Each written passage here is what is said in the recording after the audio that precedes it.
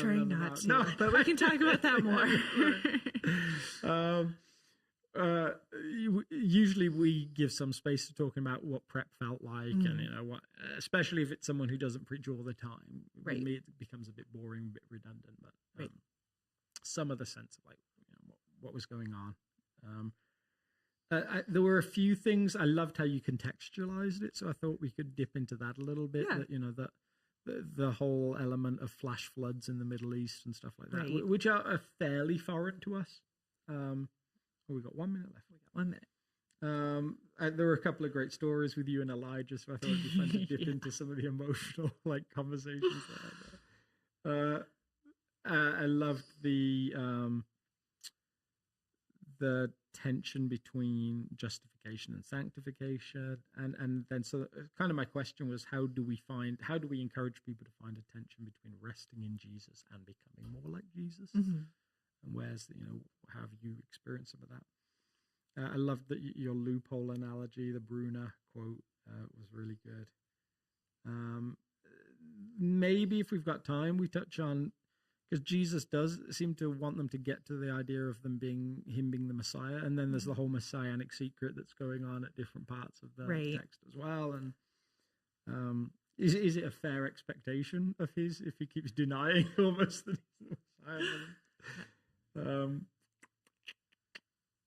And then I thought we could dip into the Eugene Peterson translation, because I do think like how you get across language that was serious is a fascinating element of translation. So, we're live. Great. Hello. I'm in the wrong seat. I'm going to slide over a little bit. Welcome, friends. I am doing my best to be a good host. Welcome to you. I have with me Jessica Rust. Hey. She is our Director of Pastoral Care at South. And you got to preach the sermon on Sunday. I did. Yeah. Which is a thing that you do. Is it fair to say more regularly now than in the past? Maybe, but still it's like 2 or 3 times a year. Yeah. And I just have to start with just a little review I got from a friend of mine who comes somewhat regularly. And she actually just really emphasized just the calming presence that you brought on stage, which I don't know if you felt calm because you had a lot going on. Yeah. Somehow you managed to maintain that sense of being calm. So if you at home didn't get a chance to listen to what Jessica shared on Sunday, I would really encourage you to pick up the sermon podcast from South, go on YouTube and watch away, because it was just, I love, and I don't say this in the sense of like an arrogant perspective. I've definitely been in churches where all of the staff that preach feel an obligation to try and do things the same way that the most regular communicator does things. Yep. And I love that you don't do that. It's a beautiful gift. Thank you. And also, we have really different personalities, so the amount of energy required to try to match that would probably just not be feasible for me as a human. We do, in the midst of different personalities, have some really in common views on something. We do. Some things, I think. Whether that is we are the 2 book nerds on the staff. Maybe the 2 more vocal book nerds. Ah, interesting. Who am I missing? I think Kathy. She's a big reader. Yes, that is true. Yeah. Andrea is a big reader. Yeah, so I think, and maybe I'm wrong, but I think for you and I, it's the breadth of reading, like the different areas that we're interested in. Oh, I don't know. Andrea's, her stacks of books are like spanning lots of genres. I don't know. Maybe this isn't a thing you need to test, but I don't know. I'm intrigued now. I'm like, but we both read The Wager, which was, I think, your recommendation, like historical drama all the way through to romantic fiction, and then all the way through to theology. And people like Dale Bruner, who you quoted this week, and a couple of others. That was a Carolyn Schmidt recommendation that Dale Bruner was. So shout out to Carolyn. Yeah. For introducing me to the Christ book and the church book. Yeah, if you are interested in a commentary on the Sermon on the Mount, or more broadly on Matthew's Gospel, Dale Bruner has this 2-part commentary that is wonderful.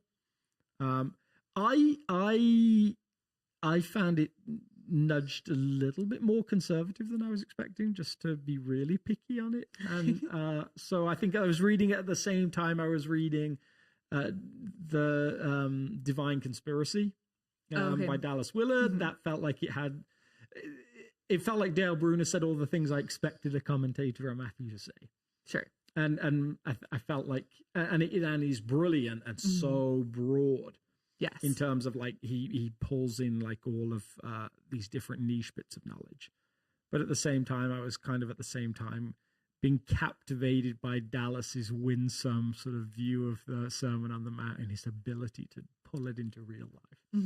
So, no real critique, but just so this sermon, you got like the last pericope or last passage on the Sermon on the Mount proper. Yes. And I'm doing the conclusion next week. Yes. The question I have is, did you already do my job for me? Maybe, but I was also trying not to. I mean, you can't, and I mentioned this in the sermon, you can't really talk about the end of the Sermon on the Mount without addressing the rest of the Sermon on the Mount. Totally. Which, like, usually when we talk about the wise and foolish builders, which is what this passage was, we do tend to talk about it in isolation. Yeah. From the rest of the Sermon on the Mount. We just kind of treat it as a parable. Yes. More often than not. Yeah. So, we do that, but that doesn't mean you should. And if you're doing a whole series on the Sermon on the Mount, that doesn't mean you should. Yeah. So I could not touch on it, but also try not to go too in depth into, and here's how we read this as a whole. I love it. And I felt kind of, because I preached the week before, and so I felt kind of the same tension, because there are these three metaphors in a row. Right. And I was like, you might make an argument they're all saying the same thing to a degree. To a degree. That, they're talking about entryways and journey that could have a good end, could have a bad end. It's talking about having the right fruit, not having the wrong fruit. It's, to a degree, they're all kind of landing the plane with different illustrations. Have you heard the theory that things work better in threes? Like that, like comic and also jokes. that bad things happen in threes. Yeah, that's true. That's also true. But there's that idea that, like, in a comedy setting, you're supposed to build to the ultimate as the third element of the joke. Jesus apparently he started that. There you go. He's got his three metaphors. So I had the same tension. But I kind of trusted to the fact that we have different voices. We would bring different points and different. And I missed the week before. I was out of town. Yeah. But I did make sure I went back and listened to it, just so it's like, okay, we don't want to say the exact same thing in 2 weeks. So, like, what did Alex actually say? And what do I need to, like, reference but not repeat? And although I wonder sometimes whether, and if you're listening, you may have a better view of this. Like, sometimes the reiteration helps. Like, I felt like when I was a youth pastor, I had maybe three things that I was trying to say over and over again.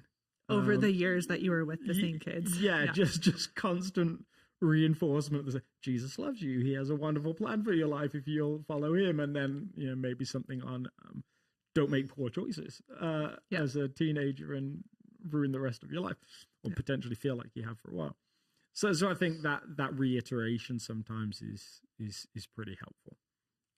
But I thought you beautifully danced around, like, the fact that Jesus is landing the plane, and then there's also more to say, maybe about the whole breadth of the sermon. Yeah, which I think there is. Which I'm going to find out. Yeah. So tell us a little bit. We usually do a spot here on what was the preparation for this like? I'll ask you to reiterate what you say, but as you prepared to say what you say, or you said, like, how did that go? Okay. So usually I start by printing out, like, the passage that I'm working on and doing some observation. And because so much of chapter 7 especially is so tied together and builds on each other, I had printed out all of chapter 7, which was good because a couple weeks before the sermon, we realized that there had been a mix-up in the schedule. Oh, yeah. And what I was prepping was not what I was scheduled for anymore. Yeah. So thankfully, we figured that out well in advance. And the prep that I had started doing on the True and False Disciples passages still kind of fit in with the Wise and Foolish Builders passage. It did, yeah. Hopefully. So it did. No, it did. Yeah. So I had to do a little bit of pivot there, but not too significantly that it threw anything off.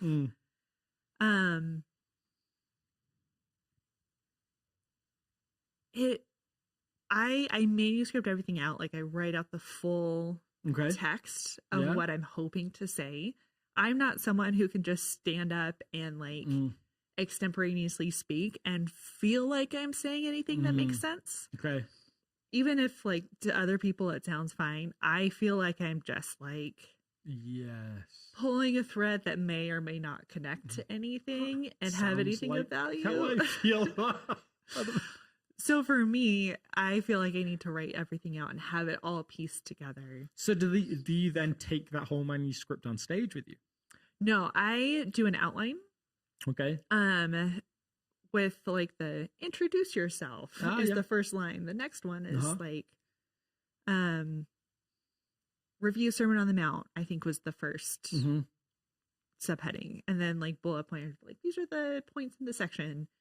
And then as I practice and try my best to have it at least 85-90% memorized, if there are spots that I just cannot get through and I'm getting stuck on and can't keep going, I'll write that word for word in the outline. Oh. So for whatever reason, we've had a lot going on the last 6 weeks. So my brain just did not have the space to get this 85 to 90% down. So I had like whole chunks of what I was trying to communicate and my outline with me on stage. So when I paused to read what I was trying to say, I think that read as giving thoughtful space for people to reflect on, which is great. But it's not what was happening.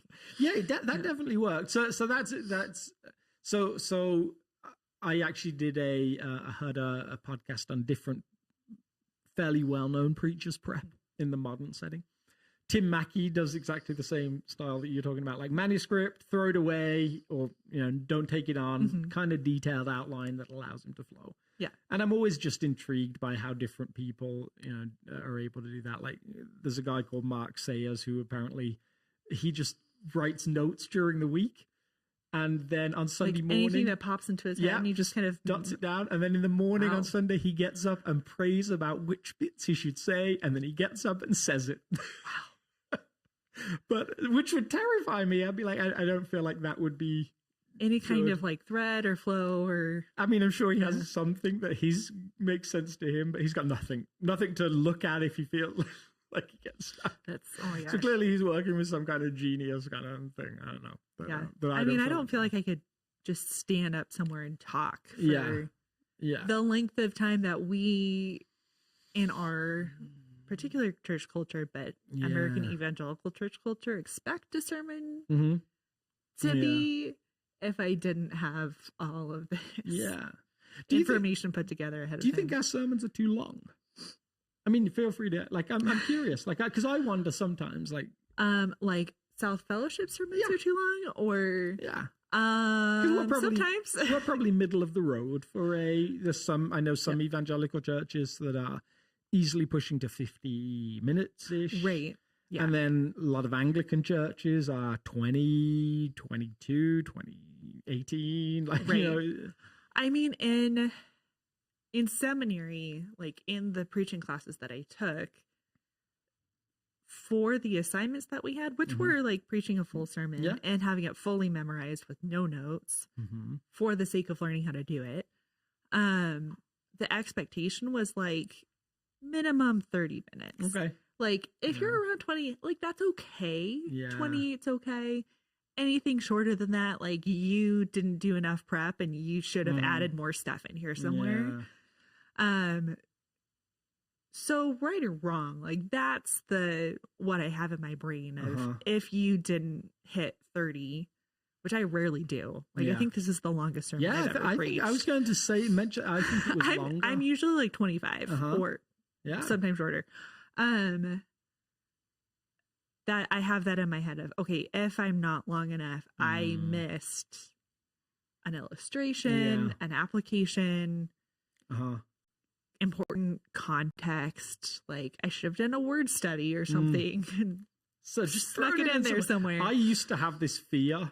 I mean, years ago now for me, but I'd wake up on Sunday morning and have almost this sense of panic of, do I have enough content to fill the time? Yeah. And now I'm like, I mean, I'm been doing it long enough that one, I have a fairly good sense of like what time I have, but also I'm like, no, the opposite is more often the problem. For me, at least, like too much content. Right. You could easily cut this out. You could easily cut that out. And so I think we all have different approaches to that, which is fascinating. But the reason I asked the question is I've got two people's voices in my head in this current season. Okay. One is a guy that I knew from Michigan who he became an Anglican. So he went from a evangelical church that was a very well-known evangelical teaching church in Grand Rapids to an Anglican in, I think, somewhere in South Carolina. And he, one of the things he said was, halve your sermons, your congregation will thank you for it. So he's really reduced his time down. And then on the other hand, there was a guy that years ago said something like this: in the 50s and 60s, let's just generally pick out a time frame, all of the sermons were Bible knowledge sermons. They didn't necessarily give any application, and that really drove the whole seeker services that really pushed application. Right. But they taught a whole generation of people the stories, and then they had their Sunday school background to pick it up. So they would preach for maybe 20 odd minutes about something scriptural. And then the seeker movement came along and met the need of a whole bunch of people who knew all the stories, who then they said, like, okay, now we're going to give you the application.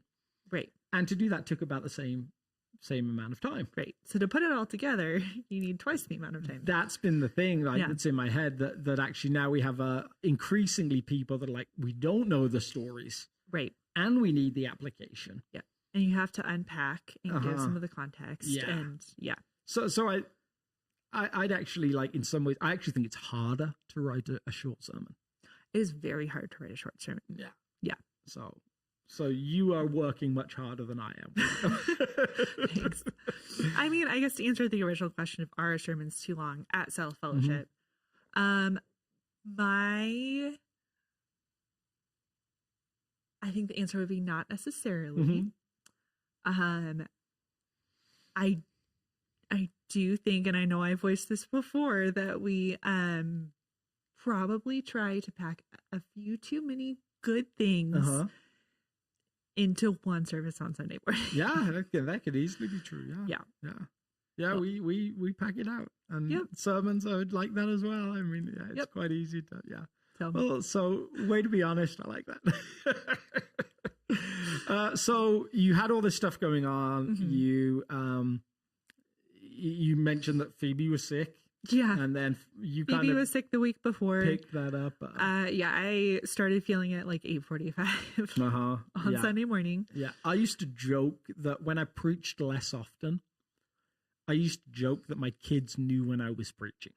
Because they got sick. They'd either get sick or they'd wake up loads on that Saturday night. It'd just be a really disturbed household. And it only seemed to happen when I was when you were preaching. supposed to be. Now I'm kind of like, because I preach most weeks, I'm like, well, they can't be sick all the time, so it evens out. Yeah, and that's kind of like the attitude that I took of like, well, sometimes stuff happens and you still have to preach anyway, so I guess I'm just practicing.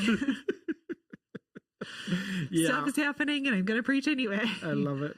Yeah, because it's like a deadline. It's like Sunday comes, it arrives, and you have to have something to say. Yep. And you did. And so just give us a brief summary of like where you took this passage, because I think we have in our minds, and again, like feel free to agree or disagree.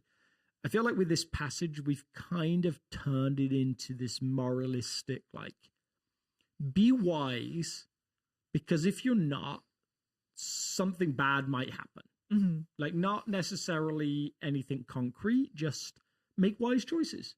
Right. Like, make reasonable choices. Yeah. Because when you do... Or else. Yeah.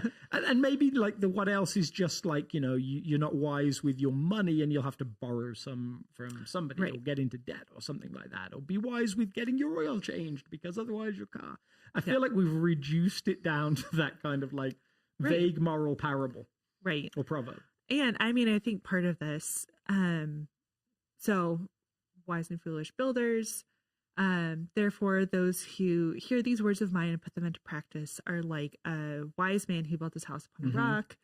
Storm comes, house is still standing because the foundation was built on the rock. Those who hear but don't put Jesus' words into practice are like a foolish builder. Eugene Peterson says a stupid builder. Yeah, and we've got to come back to that because that's brilliant. Whose house is built on sand, storm comes, it all collapses with a great crash.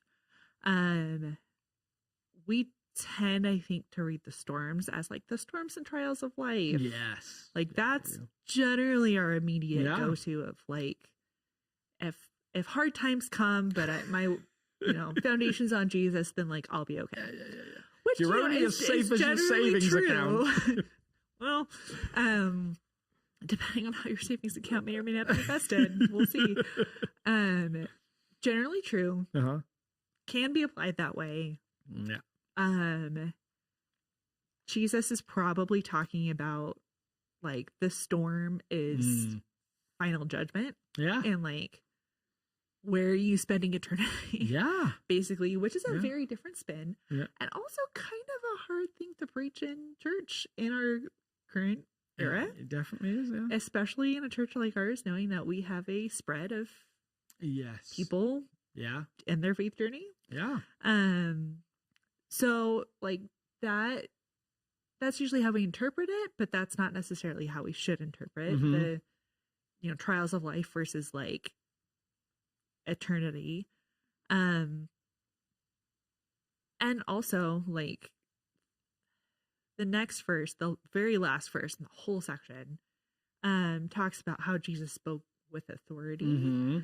And like it was like the people had never heard their religious leaders speak before. Yeah. That's kind of a key, is like Jesus is making some big claims about himself. Yeah. Absolutely. Especially in this whole ending section. Yeah, I mean, it's a little spoiler for, because we like to give you guys that listen to this a little spoiler for Sunday. That actually was where I felt like, to me, I wanted to take the kind of the summary ending type. Which is why I didn't touch on it. Because I do think it's intriguing that you have this moment where it says that he taught with authority. And then the next couple of chapters are all healing stories. In actual fact, one of them with this fascinating conversation with the centurion about how authority works. And then the question right at the end of Matthew is also, well, he talks about his authority. And then, so it seems like that word, for whatever reason, is in people's minds as they listen to Jesus, is evident in the way Jesus works in the world when he's here. And we'll get onto the whole, like, what it means for us thing on Sunday, but I think it is fascinating that yes, there's something there, and I can almost picture the people listening, especially the religious leaders, that are maybe a little bit on board when he's like, the person who listens to this teaching and puts it into practice is like a wise man. Like, oh yeah, we like that. Like that, that's the kind of thing we might say. Yeah, be wise, listen. But in line with a lot of traditions. Wisdom traditions already existing in Judaism. Yeah. But the moment there's this conversation about being swept away in some kind of storm, you can almost feel like the pulling at the collars and they're like, oh, we don't love that as much. Because it all hinges on Jesus. Yeah. So the big idea that I kept coming back to in the sermon was, it's not just about how we put Jesus' words into practice. It's about who I love that. we say Jesus is. Yeah. And then as a result, how we live our lives based on who we say Jesus is. Yeah, and I think you pulled at that really beautiful church tension. Like this is one of those cyclical things that I feel like comes up healthily time and time again. Like where's the tension between what Jesus does for you and what he does with you, or ask you to enter in with him? And it feels like almost no church ever hits a sweet spot of that. Right. Or at least, long-term consistently. Like maybe in one sermon or event or service or whatever, like you land and then you're still trying to balance the next day. Yeah. And or the next hour. I actually remember distinctly, I was involved in a really great youth movement in England when I was in my teens. And we had a guy leading this that is still a good friend, incredible guy. And he was so captivating on the grace of God. He talked about it all the time. God had met him in grace, and he loved that.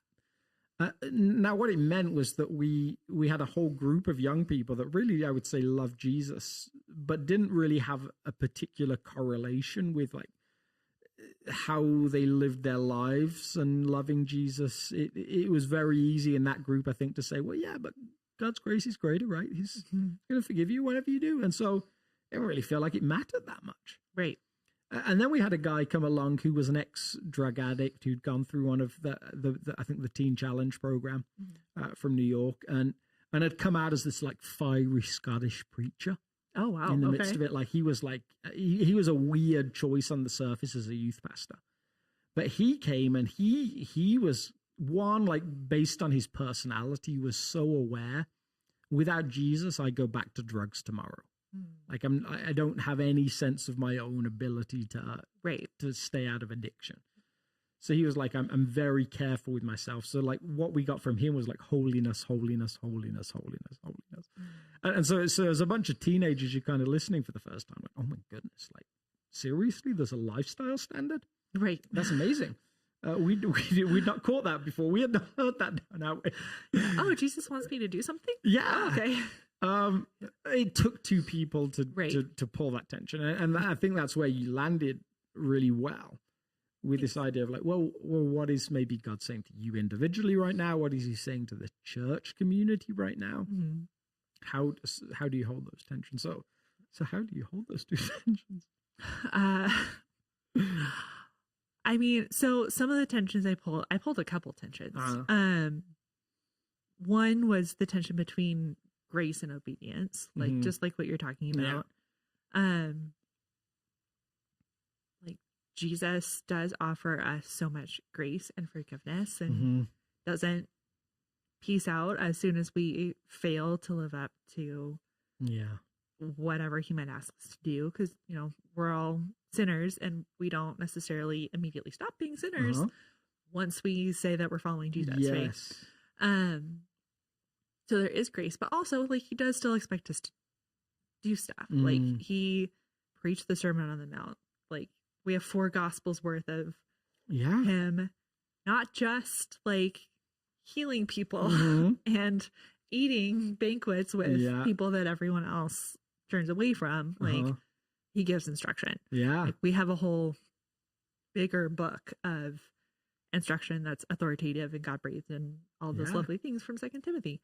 So like we still do have to do something. But what I mentioned in the sermon is like it seems like we either gravitate towards the grace part or towards the obedience part and forget that the other one exists. And both are part of the Christian life. If you were to picture it like Venn diagram, I don't know why my mind goes so often to Venn diagrams, but it really does. But it feels like the Venn diagram has a big space where there's people that really capture the grace part, and a big space where there's people that really capture the growing to be like Jesus, or maybe even like the effort, as Dallas Willard calls it, of becoming like Jesus. And then there's this middle space with a few people that really get both. Right. but it feels like it is a few people. Right. Like I noticed really on in my, and I think this is something that I found like surprises a lot of people. Like, I actually tend towards the legalism part more than the grace part. Like that to me is really easy to do. To be very focused on, you got to be better. Like step it up. Grow faster. Yeah. Why aren't you more like, gee, you've been in this for 20 years now. Why are you so bad at stuff still? But so for me, like it's an active process to remind myself of God's graciousness to me. So someone asked me a question some years ago, like, how are you being gracious with yourself? And it's a question I actually have come to love for other people as well. Like, how have you been gracious towards yourself? I'm trying to remember that God is more gracious with me than I am with me, which is surprising good news. Right. And I mean, for me, and this is part of the application piece that I added in the sermon, but in putting the sermon together and having the reminder consistently for a month, 6 weeks, maybe a little bit longer, that I like had this assignment, was the put this into practice. Like Jesus expects us to do it. So how am I consistently thinking about living out the Sermon on the Mount? And one, becoming pretty aware of some of the sections. Like, oh, this is harder. Like, so your email illustration was brilliant. Yeah. For those who didn't hear, I used the illustration of my husband and I received an email that we had to respond to that made us both pretty angry, and realizing that, oh, Jesus says something about anger in Sermon on the Mount, turning the other cheek. And I'm supposed to be telling people that we need to live this out in like 2 weeks. So we need to like try to live this out.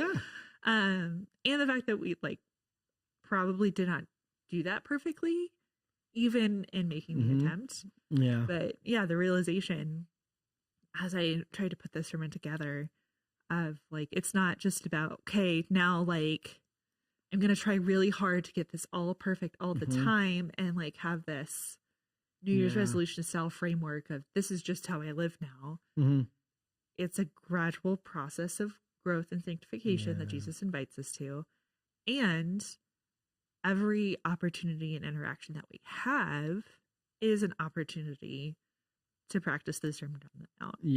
Consistently, not just like from now on, like this is it. I think that's so wise. I think I loved your note on like Jesus teaching as a whole across all the Gospels. I think the Sermon on the Mount to me always stands out. And one of our other pastors, Steve Schroeder, I mean, as a Mennonite, he's so Sermon on the Mount, like centric. He loves this as a passage of teaching. I have wrestled with at different points how you accentuate different parts of Scripture, and the hard part for me of not like wanting to capture the breadth of like the inspiration, the God breathedness of all Scripture. While also recognizing that Jesus didn't come in the flesh to teach us without it meaning something significant. Right. So like I've kind of come up with this, not come up with, but kind of taken on this mantra of believing that Jesus' teaching isn't distinct, isn't a high view of Scripture.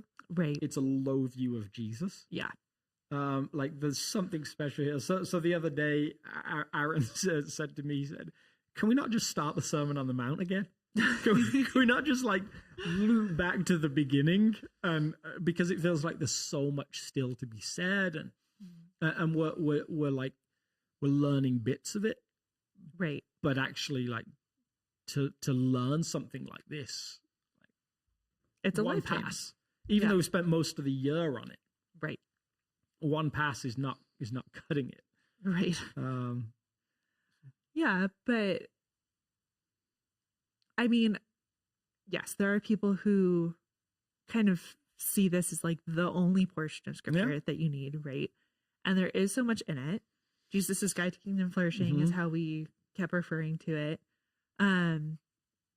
It does cover like who are we supposed to be internally as humans, being in the image of God, like what's kind of the best possible blueprint for that.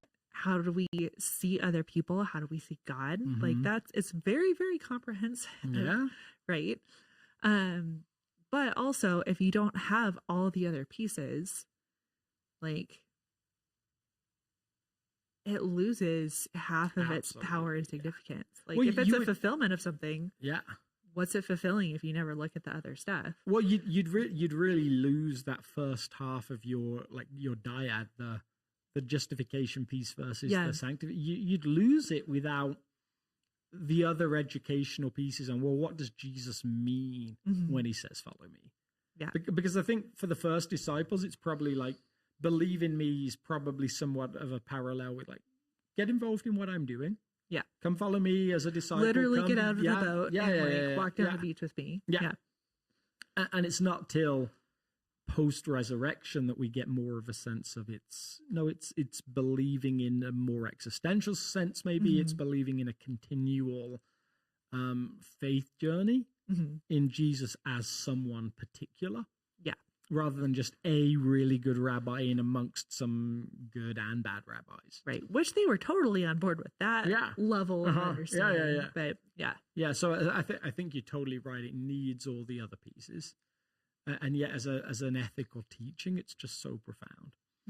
So, but it's not just supposed to be about the ethics and that it is good teaching. Yeah.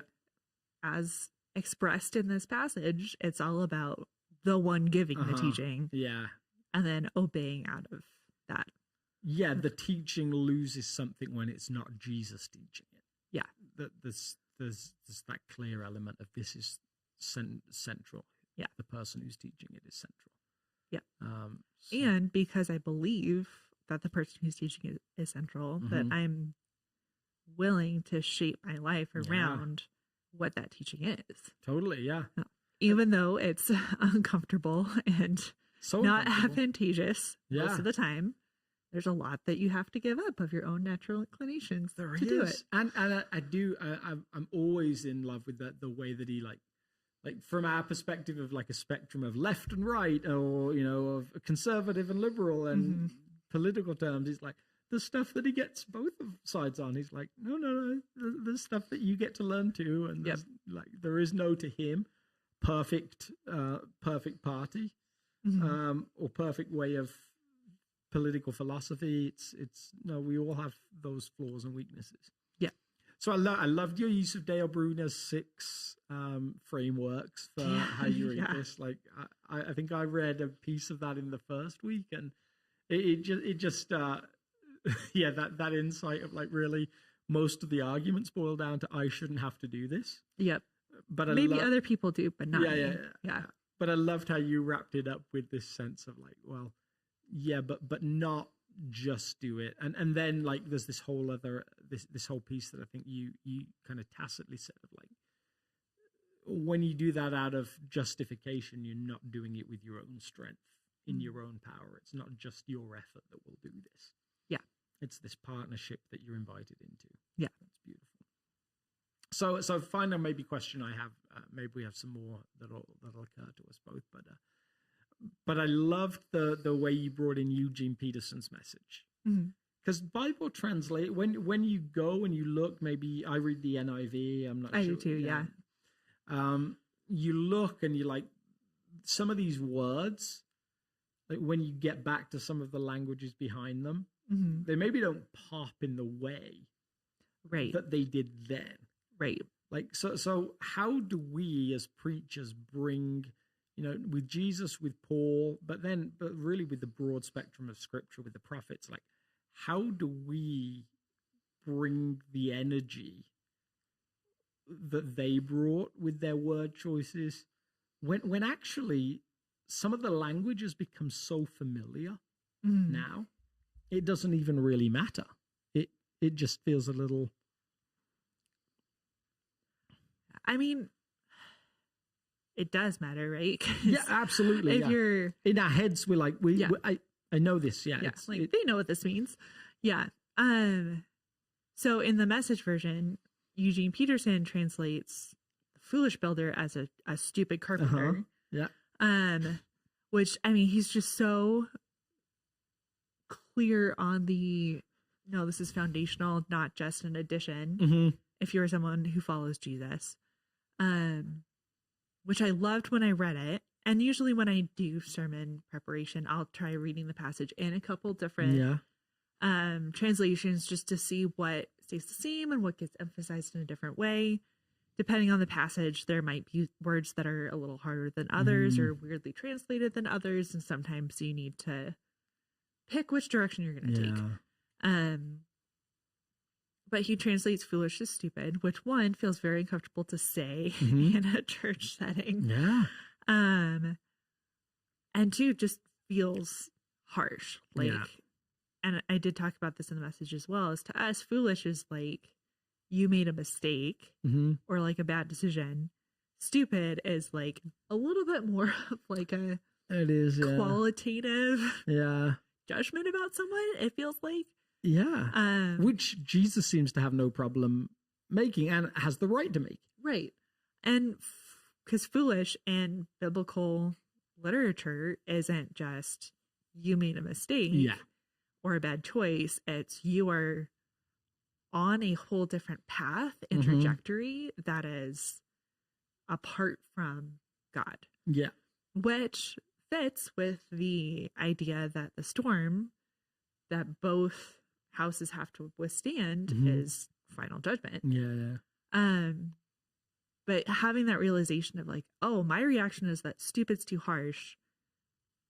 That's not actually true. It's that for us, foolish doesn't land in a way that it would have in the first century. Absolutely. Yeah. And that actually really, really matters to understanding the weight and import of what Jesus is saying. Yes. There's so much higher stakes. Yeah, absolutely. With that bigger understanding of foolish. But also, as a preacher, for a passage like that, for any passage, especially like in Paul and the prophets, as you just mentioned, like you have to be one, not just like wide ranging enough in your study that you understand some of those things and find some of those things. But two, you have to have the courage to go there. Yeah. It's and actually like draw that out. Yeah. It brought back to so I had a similar experience trying to translate a passage years ago.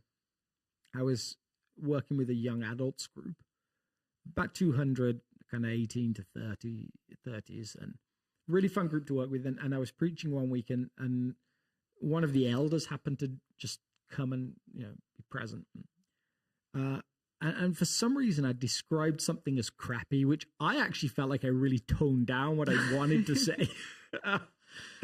It was a phase of life where I was never really worried about like how people felt about things or whether the church was successful, and got to be old and wise to a degree. But I remember him coming up to me afterwards and saying like, if my 6-year-old says crappy, he ends up on the naughty step. I'm like, and these are not 6-year-olds. Like, I didn't use it in kids ministry. Right. But seeing someone's reaction to a word that, like not able, and this is an elder of the church, not able to bring it back into like, how similar is that to the language? Right. But just like, no, that word to me doesn't feel right. I'm uncomfortable. And so I'm kind of shutting down there. Right. It does take a level of openness to allow people to play with language, I think. Right. And I mean, I think you can do that well in how you unpack that too. But I mean, sometimes Paul uses really harsh language. The prophets absolutely 100% use very harsh language. Yeah. Sometimes the Psalms do. Sometimes Jesus does. Yeah. And we're like, we just don't think of it that way. As scripture, through all of its various authors, like they're pretty forceful sometimes. They of are, like, no, definitely. what you are doing the choice that you're making is bad and wrong, and God hates it. Yeah. Not necessarily hates you. Yes. But like is really angry that you're consistently doing this, usually as a community. And like that matters. That matters so much. But really having that moment of like, oh, like he's like essentially Hebrew swearing right now. Yeah. Or Greek swearing right now. And we just miss that. Like, oh wow, this is a big deal. It really is, yeah. Like we just don't go there. Yeah. And usually, like, we don't necessarily land there in sermons, at least a lot of sermons that I've heard, probably for various reasons, in that, like, how many series on the prophets do we usually do? Which we have occasionally. We did Jeremiah. But, like, you know, through all the ones that I've heard, I can't think of a whole lot. No. Yeah. Usually we talk about Elijah, and that's kind of it. Elijah's that guy. Maybe Daniel. Like, because, you know, there's some fun imagery or something, I don't know. Yeah. I bet Daniel gets taught more in kids' min than he does in adult church. Yeah, I had to write a sermon on Daniel 1 for a preaching class, but I've never actually heard it preached on. Yeah, I thought about doing that. I was playing with Daniel or Revelation for September, and I ended up picking we're doing Revelation. Yeah, which is maybe even worse. But Daniel kind of like, it's weird because it starts kind of it's a bit of a dream to start with. You got all these narratives that are kind of rich, like everything's really wonderful. Like, great engaging stories. Yeah, living like Jesus in a foreign world, all those different things. Like it's like easy, and then lions' dens, and then you get into the back half of Daniel, and you're like, oh. And no one exactly knows. It's like that picture of the horse where everything starts off perfect, and then the back is just sketched. Yeah, which we can utilize with Revelation too.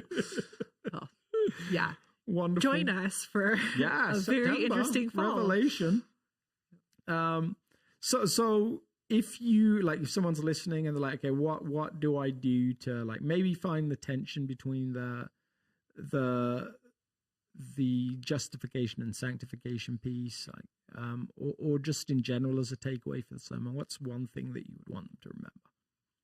If you could emphasize one point.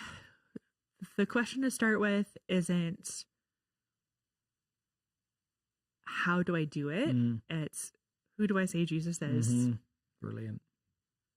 And then you go from there after you've answered that question. I love it. Yeah. And I think we've talked throughout this series about when you get uncomfortable with Jesus, being able to say he's probably wiser than I am. And if he is who you talk through that element of like actually landing on, is Jesus the Messiah he said he was? Once you say yes to that, you are surrendering your decision-making process to a degree, right? Yeah. And so... And again, not perfectly from now until forever. Yeah. But you have your answer. You have your path, right? And if you don't believe that, then I guess you also have your path. Yeah. It's beautiful. You probably have to wrestle with why you still want to obey what he says or find that his vision is compelling if you don't believe what he's claiming about himself. So, I love it. Yeah. Well, thanks for taking the time to come and hang out. Yeah, thanks for having me. And you guys at home, thanks for tuning in as always. Aaron says if you could like and subscribe, it really helps. On your favorite podcast platform. On your favorite podcast platform, which I only know Apple Podcasts, so I'm sure we're on Spotify. We're on Spotify? I think so. There we go. So if you could do that, that would be great. Share us with your friends as we get to talk about theology and the way of Jesus together. See you, friends. Bye-bye.